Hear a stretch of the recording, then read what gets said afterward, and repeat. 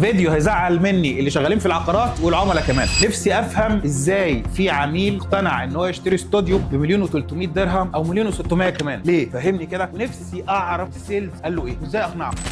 بقالي فتره، بقالي اكتر من 3 شهور بيجي لي الحاح كتير على ان انا اشتغل على مطور بعينه. مش قادر بصراحه، حاولت كتير ما قدرتش، لدرجه ان انا قلت طيب خلاص هعزل قناعتي الشخصيه واسيب الشركه عندي يعملوا اعلانات عن المطور ده وعن المشاريع بتاعته بره الاكونت بتاعي خالص. ما قدرتش بصراحه، مش هينفع. انا تعاملي مع العميل كانه انا عارف ان الموضوع ده عامل لي ازمه، وفي اوقات بيبقى فيه بومينج او ترند ان الناس بتبيع عند مطور معين كتير جدا لان الناس حافظه اكتر ما هي فاهمه، وده بيوقع مني شويه مبيعات في فترات معينه مع شويه مطورين. بس خلاص انا مصر على كده. احنا في الاخر بنعمل فلوس عشان نبقى مبسوطين، وانا مبسوط كده. مبسوط ان انا ما اقدرش اقنع عميل يشتري استوديو بمليون و300 درهم وهو بيجري ومتخيل ان دي حاجه جامده. تعالى بقى نحسبها كده مع بعض. خلينا نحسبها، يعني نجتهد مع بعض. انا مش خارق وما بعلمش الغيب، بس تعالى نقول ان مثلا في مطور لسه طارح من كام يوم كده مشروع الاستوديو فيه بمليون و300. حرفيا انا ما عملتش عنه اعلان، ما بلغتش بيه عميل عندي، لان تعالى نحسبها كده. وممكن يكون في حسبه انا مش عارفها وانا ما بفهمش، ولو حد فيكم عنده تعليق يشرح لي بس بادب يعني. النهارده الاستوديو بمليون 300. تعالى بقى نحسبها واحده واحده مع بعض. المنطقه دي متوسط سعر الايجار بتاع الاستوديو فيها 50,000 درهم. اقصى حاجه بيوصل لها في منطقه كويسه في كوميونتي كويس هناك 60,000 درهم. طبعا انا لما هاخد مشروع الاستوديو فيه بمليون و300 اكيد مش هاجره ب 50 و 60,000. بس خلينا نشوف ال 50 60,000 دول يمثلوا كام المليون 300. يمثلوا حوالي 4%. يعني لو احنا قلنا المشروع لاكشري جدا وهيبقى اضعاف العادي بتاع المنطقه، يعني هيبقى كام؟ هيبقى 120%. 120% للاستوديو، اسف 120,000 درهم للاستوديو. عارف يعني ايه 120,000 درهم في السنه للاستوديو؟ يعني ما اعرفش، يعني مش عارفين عنها كتير قوي دي موجوده هنا. ده معناه ان حضرتك هتاخد ما يقرب من 8%. 8% لو انت هتاخد ضعف، مش مره وحته ومره ونص ومره وربع، لا ضعف 200% من الايجار العادي العالي في المنطقه. اذا الار او اي بتاعك كعائد ايجاري سنوي مش احسن حاجه، لان انت جمدت مليون و300 او مليون و600 في استوديو. عشان تفكه حاجه هتاخد وقت شويه برضو، لان احنا في الاخر مش كل الناس هتيجي تشتري منك استوديو بالسعر ده. لو قلنا لا لا لا يا عم، ما انا بحاول افهم بصراحه السيلز بيقول لك ايه عشان انت اقتنعت. انا في ناس اقتنعت واشترت بسرعه كانها الحق يا ما تلحقش. ممكن يكون قال له مثلا ان هنشتغل هوليدي هومز واير بي ام بي والمنطقه سياحيه، صح؟ المنطقه دي بتتاجر هوليدي هومز. طب ما تيجي ناخد 250 يوم. 250 يوم من 366 يوم، هنقول ال 250 يوم دول هيتاجروا كانهم فندق، شقه فندقيه.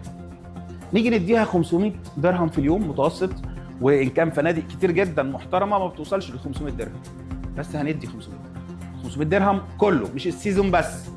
250 يوم يا راجل يا مؤمن.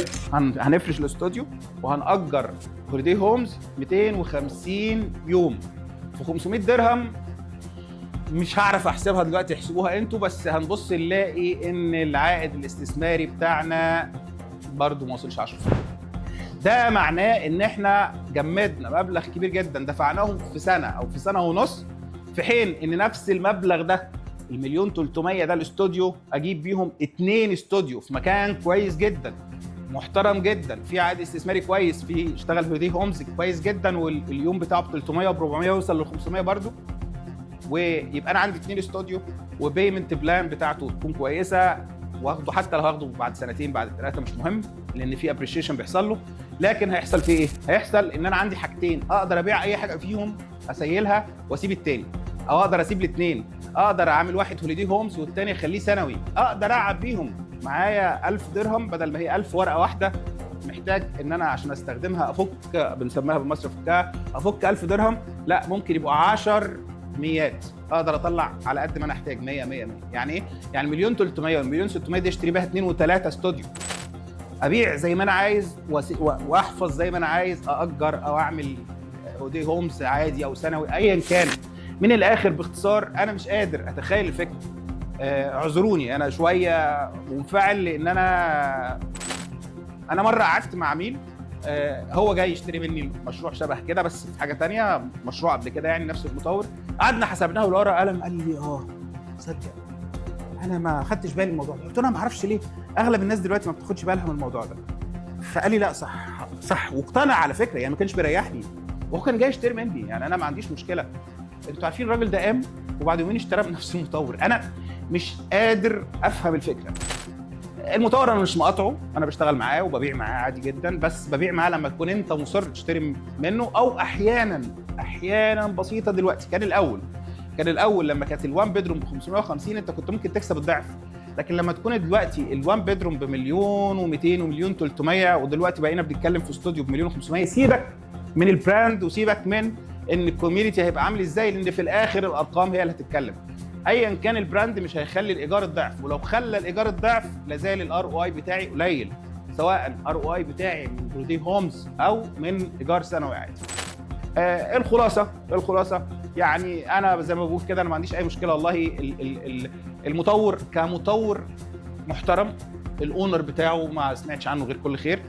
بتعامل مع الناس كلها فيه محترمه جدا، عشان ما حدش بس يتخيل ان في اي حاجه شخصيه، والله ما في حاجه شخصيه. لكن احنا في الاخر بنتكلم بيزنس، احنا عايزين مصلحه العميل بتاعنا. فكره ان انا كشركه وساطه عقاريه بقول لك يلا بينا هوجه ويلا الناس كلها هتعيش على الحس الاعلانات اللي شغاله ونبيع، مش الكونسبت بتاعنا قوي يعني احنا ممكن النهارده الناس تبيع تدخل ارباح مليون واحنا ندخل 100,000 وزي الفل، مبسوطين بيهم لان احنا مقتنعين ان احنا ماشيين صح. ايا كان مهم جدا نختم بقى الحلقه دي عشان طولنا.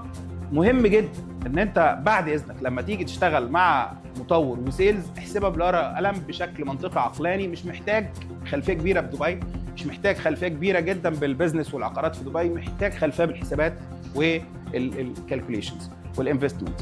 اشوفكم على خير على فيديو تاني جاي ان شاء الله في نصيحه. اشوفكم على خير.